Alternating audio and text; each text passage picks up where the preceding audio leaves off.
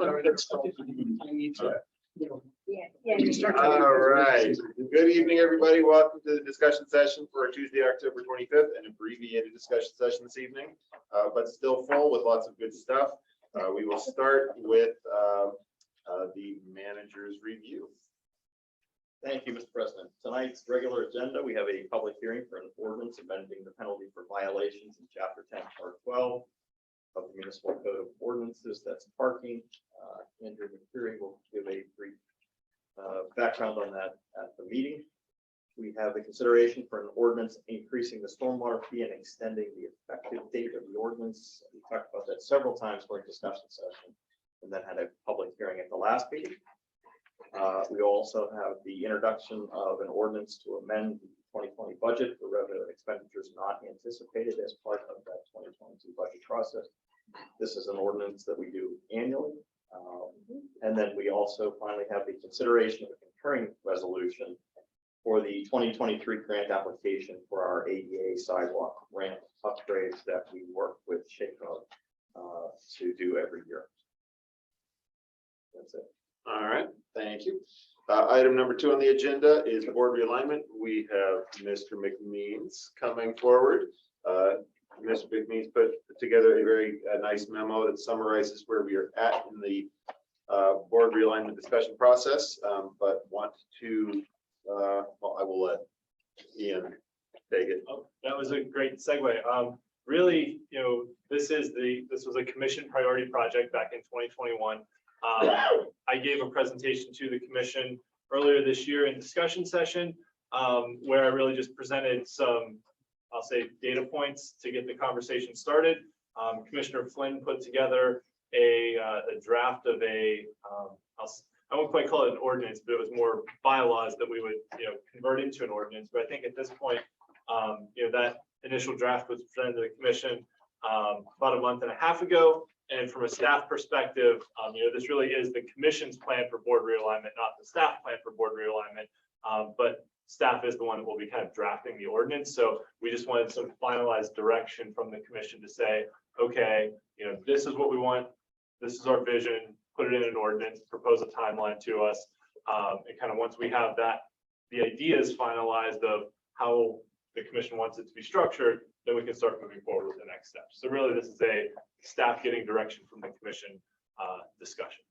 And Go ahead. I was just going to add that I think that staff direction, what we're really looking for is consensus on what those 5 advisory boards would be. Okay. yes, Not necessarily number of people or when they would start, just the Yeah, basic yeah, concept. yeah. Let's focus on. Do we agree on the 5? Okay, cool. Because if we can agree on the 5, we can start folding all the details in. But does the 5 make sense to everybody? Right. I think that's kind of the main question right now, because then details can start getting worked out in terms of people and timing and you know, things like, you know, which boards have liaisons to which other boards, those types of logistics that need to get worked out. But that's kind of hard to work out until we are all nodding, or at least 3 of us are nodding that this is the right structure. And it doesn't have to be 5, you just, that's what we. Yeah, that was again the original premise was Yeah. there's 5 commissioners, let's have 5 boards. That gives, you know, capacity for each commissioner to dedicate more time and energy to that board, but it also gives staff more capacity to focus on the board, right? We've got staff time committed to these boards, right? And we all know that with 11 advisory boards, there's a lot of distribution of effort. There isn't necessarily the focus, you know, of, you know, how do these boards work? What do they focus on? How are they administered? What value proposition are they bringing long term to the municipality, right? All these issues kind of crop up as they're dispersed. So let's create a more robust structure with maybe a bit broader categories that allow for the same topics to be discussed, but in a more, you know, cohesive. Holistic is a good word. Thank you. I think this could be more interesting for the board members too, because there were some boards that didn't meet for months, sometimes even years. And I think with the consolidation, it'll be much more interesting for people who want to get involved. I'm okay with 1, 3, and 5. It's 2 and 4. I'm still trying to wrap my head around going. Are we trying to squish too much into one thing. So yeah, let's talk through the board, should we? Which one you want to talk about, all of them, both one at a time? Well, we only have 15 minutes. Okay. One other just quick note that I had going back to my initial presentation is 5 advisory boards would still put us at the high end of our, sort of peer communities in the region for the number of advisory boards we have. And this is true advisory boards, not counting the state mandated boards, like 5 boards, planning, yeah. library, things like that. Which So- ones are the 5? Planning, Well, library? there's 5 mandated boards: Board of Appeals, Zoning Hearing Board, Planning Board, Library Board, and forgetting. Civil Service. Thank you. Thank you. Yes, Civil Great. Service. Yes. Thank you. Yes. So that's not counting those 5 Right. mandated ones. This is just Sure. pure advisory. Or external boards. Shake, Yeah, Cog, yeah, Connect, I understand. Got it. All right, so Steve, Commissioner Silverman, I apologize. Mobility and transportation and community sustainability and economic development. Those are the 2 that you are concerned about. Yeah, just, I'll start with the fourth, community sustainability and economic development, that I could certainly, it just, how it all sort of links together, where there's certainly things of historic preservation and how historic preservation, environment and sustainability, but and then you throw in economic development, and I'm not sure if No, it the fits. gears I think link it fits. together. Think about historic preservation. One of the things this town has that we can sell or makes us attractive, makes us unique, is our historic areas. Right. And the historic preservation. Nothing is more sustainable than what's already there. Ripping it down, not sustainable. So I think all 3 go together very well. When I think of sustainability, I appreciate the thought. When I think of Here's Marla Beth. sustainability, I think of Recorder. environmental, Yeah. rain gardens and rain barrels Yeah. and stuff like that, which is a different look at sustainability than what you're talking about of sustaining this wonderful town that we are. And Well, so Not that's really. what- Yeah, I would argue that if you think about it from a broader perspective, I mean, Yeah. think about it from an infrastructure perspective, right? We're maintaining the built environment. How are we maintaining the built environment? Part of that is, again, it is adopting best practices. Best practices, Right. as a general rule these days, are the more sustainable practices, Mhm. right? So, again, sitting on the ESB and on the EDC, right? Both boards, are, well, Complete Streets was in EDC. Right. Right? The ESB is looking at our sidewalk expansion policy, right? Because it's a sustainability issue from a, we want to reduce the reliance on all different modes of transportation and provide for walking, because that's more sustainable, right? So all these things are overlapping in a lot of ways that you start to say, well, wait a minute, why aren't we having a more holistic conversation and bringing diverse perspectives to the table, as opposed to a situation where the ESB is talking very, sustainable, and historic preservation is talking about very preserving, and EDC is talking about very much economic development, Right. but they need to actually have this conversation together. That's right. They do. I What agree. what I'm hearing from you is like we could combine mobility, transportation advisory and community sustainability. economic development. We won't, but Yeah, There's a well, lot of overlap. there is a lot of overlap, right? And I think that's the interesting question: is how do you create synthesis Mhm. for the dialogues, rather than it's just about consolidating? No, it's about actually how do you foster the dialogues that need to be had with the right people at the table. I think for me, that's kind of the discussion. Again, for me, the mobility one is we've got traffic board, we've got parking board, but we don't have anybody who's really looking at sidewalks. Right. Yeah. Or bike lanes, right? Well, wait a minute, though, this is all one transportation network. That's right. Parking and traffic are integral parts of it. Right. But there are other pieces too. Yes. And let's make sure that the board at least has the remit to have those discussions and look at those topics as the community continues to evolve and think about these issues. Right now, they don't have that remit. And so residents come and say, I wanted to go talk to somebody about sidewalk. And I went to traffic and I went to parking, and who does this? Yeah, we Right. wanna hold this business going. Right. Right. So So, streamlined structure makes it, I think, will make it easier for members of other groups to visit other groups. Yes. Because there'll be fewer overall meetings, they'll be able to have those conversations a lot easier than what exists now, which is a lot of meetings that don't happen because of quorum and things like that, so. Yeah, like to your point, you didn't know where to go.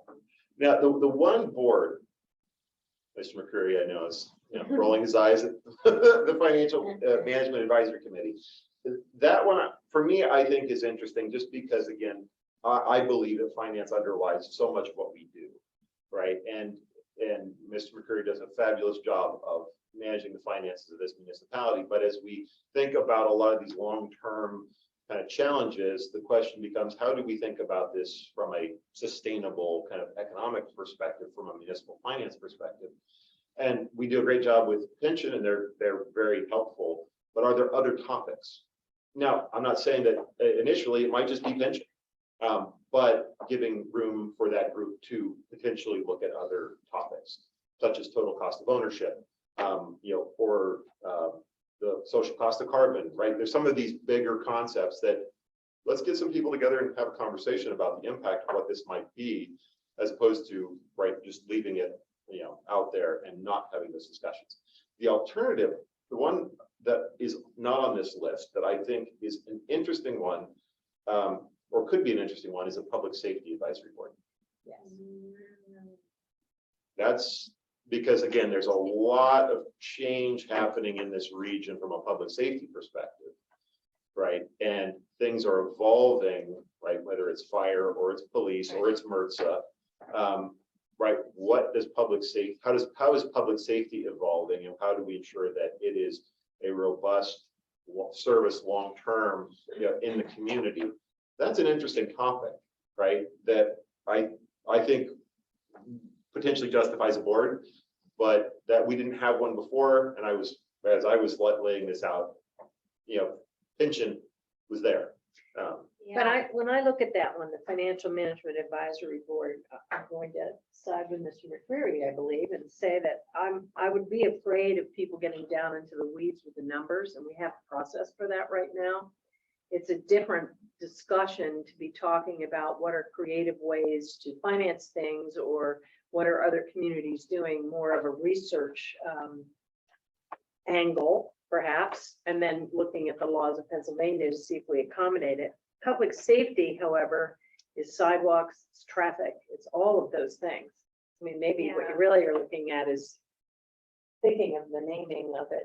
Public safety underlies everything in the end, getting across the street safely, taking sidewalks, having kids walk on sidewalks instead of millions of guards. We do a good job with the Police Citizens Academy. Yeah, Fire that's Citizens wonderful. Academy. The Fire Citizens Academy, those are all cool. You know, Yeah. like a volunteer group. Yeah, that's very engaging, but it's not a two-way dialogue kind of forum where, yeah.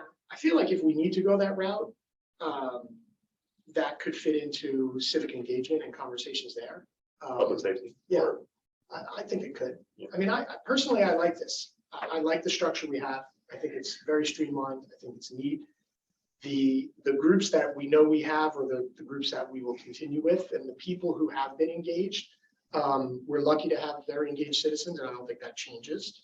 But these make sense to me, and we've talked about this, over months. I think this is a really good structure. I think it's a good step forward. I think we should roll with it. I like the whole idea of collapsing things together. How do we get staff feedback on this? Because this really affects them. I mean, Staff it's has already been- been done, but I just don't know since I'm new. Yeah, staff has been very engaged and helpful Okay. in kind of Yeah. ruminating on this and kind of evolving some of Because it. I don't want to be the one that says, I'm really pretty sure this is the way to do that. And they're like, are you out of your mind? You're nuts. I think that's really important to have. They do the job, so let's make sure they're very. Yeah, and I'll just tell you that I'm going to second what Commissioner Flynn said, is that staff has been engaged in this. I think Okay. that staff would also potentially welcome, I'll say, Less meetings? less meetings, less Yeah. night meetings than Yeah, they currently sure. have. And as with everything else we do, if we create this structure, there's always the ability to make an adjustment Okay. after a year. If we look at it and we say, hey, this isn't working, or maybe this belongs over here, Sure. we can always modify.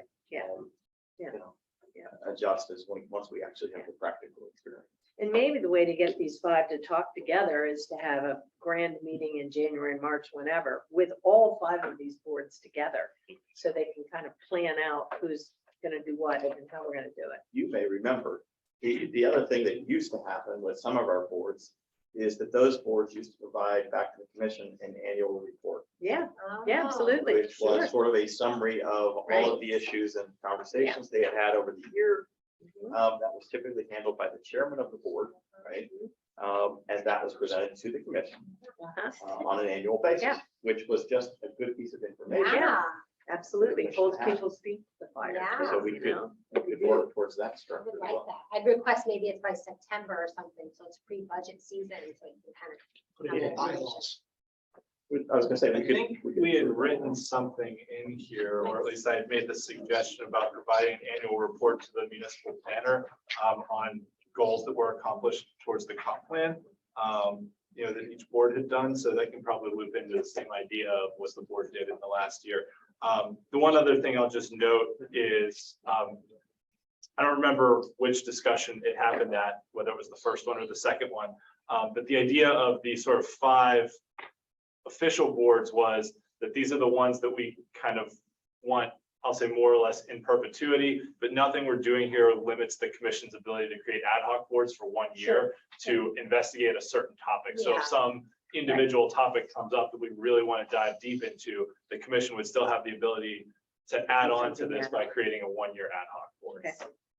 And at any time during this discussion, did the public get to see the 5 proposed boards or their descriptions? I didn't probably see what was up Not this one. I believe Commissioner Flynn had a presentation to Yeah. walk through at the last there. discussion. The prior one, yeah. Is there any way you, if you don't mind, do you have any slide that I think the says only the thing names? that changed was a little bit of it. Okay, well, Yeah, I'll- condensed. I could read them. So the first one is Civic Engagement Advisory Board, which would consist of what is now the CRB. The second one is Mobility and Transportation Advisory Board, which would be traffic and parking, plus all things mobility, so be expanded. Third one is Parks and Recreation Advisory Board, which would be Parks and the Sports Advisory Board. Or similar to what the Parks and Sports Advisory Board do now, but it would also encompass the missing recreation components such as like basketball and pickleball or all things people do that they consider recreating that aren't neatly considered part of the park or part of a specific sport. The fourth one is Community Sustainability and Economic Development Advisory Board. So that sort of encompasses the EDC, Economic Development, and the ESB and the Historic HPD. preservation, yeah, And then the last one is Financial Management Advisory Board. We talked about that one. It's which is pension. pension plus though. Pension with the option. So if we have some consensus here, I will prepare a memo. I actually sort of drafted a transition plan timeline, so I'll send a memo out this week in packets. If we want to put it on discussion session next time, I can just give a quick presentation on sort of my ideas for how a transition plan could work, depending on when the commission wants to put this into place. Really, because we advertise, January of a year and appoint people to new boards in end of March, terms take effect in April. Having that transition plan in place and knowing what we're advertising for when we're advertising will be very useful for staff. So I can present that at the next discussion. Yeah, and I think we also need to move the solicitor into the conversation as to how we address our current existing ordinances that created a lot of the boards that we have and how to clean all of that up as we move forward. Yeah. Put this in place. Yeah, but there will be a very large ordinance Yes. at the end of this. Yeah, we have the parking ordinance references the group and That'll be, appeals, and Mhm. so we have to unwind some of that and rewind it.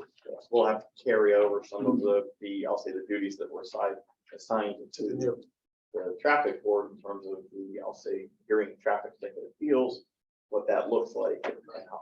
So there's a lot of process there. The 3 boards that I'm the liaison to that would be affected by this, we brought it up at each of those meetings, and all of the residents that were there were actually excited about the idea of being maybe more effective, having a little bit more attention and kind of direction from the commission. So I was surprised because change is hard and it's very difficult. I didn't have an implementation plan. I didn't say anything was set in stone at that point in time, but I received no negative feedback to date on this idea. Nor have I. Yeah. And you will, I need to send you the draft as it stands now. Great. Thanks. This one, right? It's in the, was in our packets, the Oh, draft I- bylaws. this Oh, one. I tried Oh, to is that in include there? that because I Oh. know that. Oh, She didn't- oh, yes, it I is. have it. I apologize. Got it. We're- I'm not just now. It's there. All right. Anything else on that one? Nope. Thank you, Ian. All right, next up, we have a discussion on the police accreditation. Mr. Haberman, and We have Corporal Jeff Kite here with me. So Commissioner Wilson, nice to meet you. Nice to meet you too. I'm Jason Haberman. So we have our newly named Officer of the Year, just as an FYI. Congratulations. Saturday. So, and you will hear why very shortly. Yeah. What contributed a significant amount to that award. So while they're getting set up, I can give you sort of a 30,000-foot view on accreditation, what it is, where it comes from, and sort of the overview and what it means to us, and sort of why it's important to us. It's something we're very proud of. It's something that we've been working for a considerable amount of time. So what the accreditation process in Pennsylvania is governed by the Pennsylvania Chiefs of Police Association. And the PA Chiefs of Police is recognized at the highest level of the state government, namely when it comes to recommendations on policies and best practices. Within the PA Chiefs of Police, they have an organization called PLEAC, which is the Pennsylvania Law Enforcement Accreditation Coalition. Within PLEAC, what they do is they govern the accreditation process. They outline it, they update it over the course of a number of months. Every couple of times a year, they'll update the accreditation standards. The good corporal here will give you an overview on the actual process of it. What it means to Mount Lebanon and where we fall into the process. So for the last 3 police chiefs, literally 20 years, the accreditation process has been started. We were tasked with this just after 2020, after COVID. What we had was an opportunity with COVID, and what we saw was an opportunity to review our policies and procedures, which we did. And that was our Lexipol policy review, which is separate from accreditation. While we were going through Lexipol, there were 168 recommended policies. We adopted 159, of which are all online and open to the public. While we were reviewing those policies and procedures, what we did was we had an eye to accreditation. And whenever, and again, Corporal Kite was on that team as well, we would eye up the accreditation standard and match up our policy to that to ensure that we were in fact in compliance as we were working through that process, at least to a degree. And you'll hear more about that here in a minute. Ultimately, what it led to was it led us right into the accreditation process. Obviously, we fought through a number of hurdles, I'll say, namely the departure of Chief Law and a number of things. And I think that, I'm pretty proud of the fact that we weren't knocked off course. We stayed true to the priorities of the program. It was very important to us to maintain that program. It was something that, and again, you'll hear why, but once you move that back end deadline, it really takes a lot of good work that you put into it and have to redo a lot of things. So we had to stick to that year deadline that we had.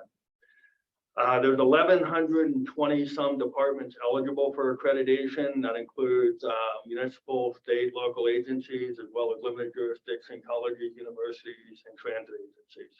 Within that, we will be about the 150th to be accredited, with about another 30 that are in the pipeline over the next number of months.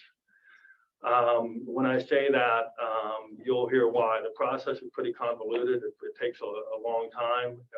The initial startup of the process, you identify your start date. That is a year from the identification of that date. You have a mock assessment that you schedule once you feel like you can prove everything you are doing. And once that happens, you have a final assessment. And I'm pleased to say that our status right now is we've been recommended for accreditation, and the corporal and I will be going to Harrisburg on the 27th to retrieve our accreditation proclamation from the PA chiefs on the committee meeting this week. Yeah, so we're very excited about it. So as you can tell, it's something that our officers are very proud of. We're very proud of. A lot of work went into it at every level. Again, Deputy Chief Petrus, every patrolman, every level of supervision was involved. I can't emphasize that enough. None of this happens if the basic patrol officer doesn't do what we lay out for them to do. So I'll hand it over to the good corporal here, and he can outline the actual accreditation process and give you a little more. So the actual process of accreditation. So we have all of our policies and procedures, like the deputy chief said, through Lexipol, and we start into this. So the accreditation is broken up into 4 separate chapters that I put up on the screen there. Each one of those sections, if I had the actual, the program pulled up here, is broken down into several subsections, and each subsection has several bullets within it. Each one of those needs to be, we have to show that we have policy and procedure that matches that standard. And that not only do we have policy and procedure that says we do it, then I have to get 2 proofs that show that we actually do what we say we're going to do. So like you can see up there, it pretty much covers almost, I mean, literally every aspect of not only the facility, but how officers do their work in the field, training, and all the different training that we have, like I said, the conditions of the cell block area. I mean, if you can think of something that has to do with the police department, it is in there somewhere, and we have to show that we have policy and procedure that addresses it, and then I have to prove in that process that we're actually doing it. So as I go forward, so this is an example of one of the standards. Standard 4.5.1, you can see it's out of section 5, crime victims. So this would have to do with our job as police officers when we come across victims of crime. A lot of times it has to do with domestic violence, things like that. In this particular one, I know it's hard to read because the writing is kind of small, but it says a written directive regarding the legal mandate that the law enforcement agency comply with the Pennsylvania Crime Victims Act in regard to other responsibilities of state and local law enforcement. And then you go through A, B, C, D, E, F, G, and H. I have to go through each one of those bullet points and show policy that matches that. So for A, that would be, I go in on the right side is everything that I enter in there. So you can see it says procedure 318. I can't read what it says as far as, oh, I guess I can look at it. That makes things easier, doesn't it? So, yeah, so the procedure 318, victim and witness assistance, that's the name of our procedure. I pull that up, the highlighted box there where it says training, that's directly out of our procedures manual in Lexipol. I highlight that, attach it, and that states in there, all officers, employees of the department shall be familiar with the contents requirements of the procedure through the initial training, recurrent in-service training. So for that particular one, that shows that we're training our officers.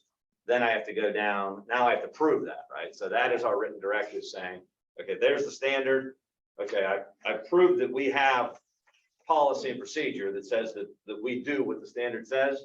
That's not enough. Now I have to prove that we're actually doing it, right? So so the next thing would be the proof. So this is what I did was I pulled a section right out of our training task manual for our new officers. We have 2 current new officers right now. So I got their training task manual. As they go through the training tasks, they have to go through and they sign off after they've been trained with their field training officer, and then the field training lieutenant signs that off. But I showed in there the section that's covered with victim assistance as far as Crime Victim Compensation Act requires police officers to notify victim independence of crimes. And as you can see what it says there. We had 2 officers, so ultimately I did 2 proofs with the other one. Then I would move on to B. So B is a notice of victim or family members provided within 48 hours a report of availability of crime victims compensation. Again, that's directly out of our procedure 318 as well. The verbiage in the bottom box there, I attach that to it, highlight the section in our procedure that shows that we meet that standard. And then I have to go through and show 2 proofs that we actually do it. For this particular one, I actually found incident reports where officers responded to calls. I dig through, find 2 reports that showed that our officers responded to in this particular case, I believe it was a domestic violence call. It says that a copy of the Donna was also provided with crime victim rights packet, information how to obtain a PFA. That justifies our crime victim rights packet is what the standard basically saying. So I have to find 2 reports for that. So this process goes on for the entire, I mean, it's what they said, there's over 300. Yeah, it's bullet points 320 some That- actual bullet points here. that you have to show the policy and the procedure, and then 2 proofs that show that you're meeting that standard. So it is a lengthy process, you know, as the deputy said, I believe. It's funny because I've been asked a couple of times, like, what do you get out of it?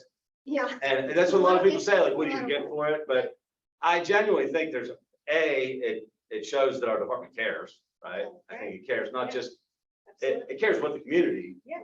thinks about us, right? Like that we're doing the right thing, that we're putting that out there. Same with putting the policies online for people to see. We want to be open to everyone. And I think guys, it's a sense of pride, and there's not a lot of departments, especially on the western side of the state. For some reason, almost all of the accredited agencies, I think it's like 117 of them, are on the eastern side of the state around Philadelphia. Definitely getting bigger around here. We've actually started a working group with a lot of the South Hills communities that we meet with bi-monthly just to discuss the process. A lot of them are not accredited yet. The Upper St. Clair comes, they're not accredited. Moon. Yeah, so the 4 that are Finley, Carnegie Mellon, Peters Township, and Baldwin Borough. Okay. And those are the only 4 in Allegheny County currently that are accredited to my knowledge. And there are some that may have had accreditation in the past and are still in the pipeline or trying to reestablish Yeah. that. But again, some of those that again, the corporal named are working with us because it's sort of like jumping on a moving train. You don't know where to start. And once you have agencies that have done it, we really want to offer that opportunity for others. And so it's really been a robust working group, and a lot of people have been showing up for that reason. There's been some legislation recently that's been introduced in Harrisburg that has accreditation attached to it. That had accreditation attached to it. For example, the previous legislation on radar, again, not that we're advocating for radar, but it's just as an example. Accreditation was attached to that legislation as if you were going to use it, you had to be an accredited agency. Interesting. And so Department of Justice has started to refine their procedures on grant to include, you have to have a use of force policy that adheres to a certain number of things. And so we believe accreditation moving forward will be attached to a number of legislation items coming through Harrisburg. We believe that it's something that we're getting into it at a great time. Again, it's something that, not for lack of effort over the last 20 years. And again, I don't say that there's something that was wrong 20 years, the last 20 years. I can tell you that those officers and chiefs that have come before us have attempted and really laid the groundwork to make the process much easier for us. And we noted that at our recent banquet to all of those retirees and all of those folks who came before us. It really did allow us to have a much easier time, although as outlined, it's a very daunting task. It was definitely much easier having had those inroads laid before us. And so I can say that. So that's what we're trying to help our neighboring agencies so we can improve the Shaycog area in particular and help them really, because there are, and I don't know, getting to the physical. Yeah, that's right. So Yeah. some of these physical improvements here, for example, you authorized a few months ago the ability for us to purchase new lockers because we had to separate our locker space from our evidence storage locations. That was about 29,000, and that's our duty storage area. And on the left, that's on the right. And on the left, we have our large evidence storage area, which was newly installed. That's about a $9,000 investment, which you authorized. Both of those investments were really required for us to get up to speed with best practices because we didn't have enough ability for large evidence to be placed in storage outside of the main compartment, if you see those. So we have 2 compartments there. Lieutenants what commanders can put in a piece of evidence over the weekend. And on Monday, it can be stored and tagged and logged by the evidence custodians. So these are things that were directly funded by you all. And again, direct results of that is that we were able to accomplish our accreditation standards by doing that. So we really appreciate that. Again, it really does give us another, nice space for the officers to use. And, in that, talking about these other agencies, a lot of these things have to be done prior to accreditation. So if you're doing building remodels, if you're building a new station, for example, some of our neighboring agencies are in the process of building a new building. So we're trying to give them as much as we can to say, hey, look, this is something you have to think about if you're going down the accreditation road, so you don't have to do it twice. Right. So those are just things that we wanted to outline with accreditation. Again, we appreciate the support financially and the opportunity to highlight the good work that officers do. It's something we're very proud of, and I can tell you that, you know, the officers are holding their heads a little higher today because, again, after the 27th, it will be one of, 5 agencies out of 109 that are accredited in Allegheny County. So it's something we're very proud of. So. And this process, like, restarts the minute they left. Like, it's not like we get the trophy, put it on the mantle, and we're good to go. Like, now it's starting this year. I need to find 2 proofs for every one of those things again, and anything. So that's gonna be every year. Now, they only come for an assessment every 3rd year, but the next time they come, they're gonna have to have, we'll have to have 2 proofs for every one of those for 2023, 2024, and 2025. So Right. when they go through, it'll be be a more detailed accreditation, which that one has a lot of stuff in it to begin with, but And I'd like to just recognize both Corporal Kite, Yes. Deputy Chief Haberman, and actually all the men and women of the police department. We had this as a staff presentation at our large group staff meeting. And Corporal Kite has really built a lot of spreadsheets and data sets that, again, going forward for the reaccreditation process, we will be able to, someone will be able to utilize those to make this a little bit more of a manageable process. But again, I like this kind of stuff, and I looked at it and I went, oh my God. yeah, there's a lot to it. Yeah. There's a lot. Lots. Just to add to that, when we started the process, we started thinking about DEI committees. Even before that, we started conversations about putting policies online and even amending some of those policies. Those conversations had been ongoing for months, if not longer. And I think the police did a really good job of explaining what was happening, explaining what was going on. And then even further, when we got pushback on Lexapol, I think you all did a really good job of explaining the importance of it. For me, and I think the commission also saw that this is really about accountability. And it's not just let's check some boxes, right? Because the combination of having the policies online, and there's a lot of pages up there that people can see and pour through. We all did line by line. I think on top of that, to what you're saying, this goes to accountability, and it shows that we don't just have these policies. It's not just a piece of paper up there. We follow them. We follow them for a reason, right? Accreditation is nice, Right. but it's proof that we follow these policies and we're doing things the right way. Yeah. And I think that's an extra layer of accountability that people are, at the end of the day, it's really what they're asking for. Right. Yeah, I agree. Yeah, no, we feel the same. So when do you go to Harrisburg again? Thursday. Yeah. We'll be there at 10:30, the meeting, and so we go in front of the committee. I believe it's a 21-member committee, and our report will be reviewed. Again, we got a lot of accolades on our report being fairly clean for a first-time accredited agency. Usually they see that kind of a clean report on a reaccred. They were very impressed with the work that we put in on the front end. And so, again, that goes to the men and women that really put that effort in. So it's something we'll be very proud of once we receive that. And that's something that we will highlight for sure. It's a celebration. Yeah. Yeah. Press release, celebration. Yeah. article. Well, then it all begins again. Yeah, right. Celebration. Yeah. But, This is yeah, great. so 20 years in the making. This is really I'm in my 23rd year, and I can remember being very new and hearing about this accreditation thing, not knowing that 20 years later, I'd be the one that chose it. But luckily, he won. Yeah, right. So thank you, really. We Yeah. appreciate the support on this, and we'll continue to keep you updated. And obviously, now that we have it, we'll continue to maintain it. And that will be a priority of our agency. We have an accreditation manager internally, just so you know, and obviously that falls under the community outreach corporal.